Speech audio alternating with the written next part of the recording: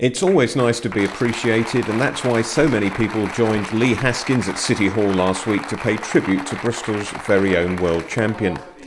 Apart from a few open-top bus tours by our football teams, it's not often that other clubs or sportsmen and women get a chance to celebrate their achievements. So, as he listened to speeches in his honour, the IBF Bantamweight champion of the world felt humbled at all the nice things being said about him. It's lovely, coming here now is amazing, meeting all these people, and it's overwhelming. It's a brilliant time. A boy from Lockleys, have you ever been to City Hall before? No, I've never. Sitting here with like the mayor and the Lord Mayor and yourself and all these nice people is a hell of an achievement for myself and my friends and family. The people that's helped me get here. Is an amazing feeling to be here amongst these people, and they're all talking about my career. So yeah, it's absolutely fantastic.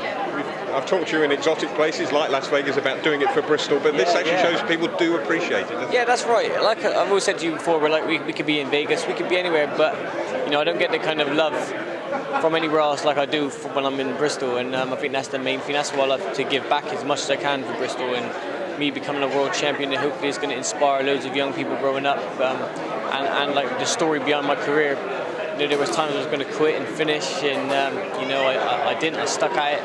When I was at the bottom, after I've been beat, I stuck at it, and I've become a world champion. And I think everybody, at least most people, didn't think it was going to happen. Even myself at some points. But like I said, hard work and dedication, and I've done it. The tribute night was the idea of Bristol's Mayor Marvin Rees, who has some boxing experience himself. He says it was fitting that the city showed its appreciation. It is, and just the feeling in the room tonight when Chris was going through Lee's history from a young amateur, walked in the gym age 12, the little bit of talent up to becoming world champion is phenomenal. And I really hope it can be an inspiration for other people in Bristol. As somebody who enjoys sport, do you think maybe in the past we've not been very good at shouting about the things we have done well in this city? Well, we haven't. And we haven't necessarily been as good as we should have been at capturing and developing local talent either. A number of friends I grew up with from back in the day in Bristol were phenomenal football players. They left the city. So we've got to do a much better job at capturing our talent, giving it the opportunity to develop, and hopefully we get more people like Lee coming through. But again, part of that will be about celebrating those victories and letting Bristol people know that world-class athletes come out of this city. Yeah, and obviously Bristol City and Bristol Rovers have had a successful period, Lee as well, so it just passes the message on to the rest of the country. The message is beginning to trickle through that Bristol is up for sport, isn't it? Yeah, Bristol's open. Bristol means business. That's the message people want, that we're very serious about ourselves. And I was telling a story tonight about what this could mean for Bristol. I was in Qatar in January, and a young lad got on the bus with me. I was teaching on a course. He was Bangladeshi. In Qatar in January, a young guy gets on a bus and he says, "Where are you from?" I said, "Bristol." He said, "Oh, Bristol Rovers." You know what I mean? So if we're celebrating our clubs, Bristol City, Bristol Rovers, boxing, cricket, as we begin to get success, it will raise our international profile, and that's about image and profile, but also it's all about drawing in international attention, investment, the strength of our economy, so hopefully the benefits go right across Bristol for everyone. And Bristol rugby being back in the Premiership will help as well. Again, Bristol now playing against all the big teams in rugby. Absolutely, we should have always had a Premiership rugby team, and it's fantastic the guys have got back in there now. So and I've said to the clubs today, whatever I can do to support them, move on. Develop the performance. Not that I'm going to coach, but the support we can give them as a city to move on.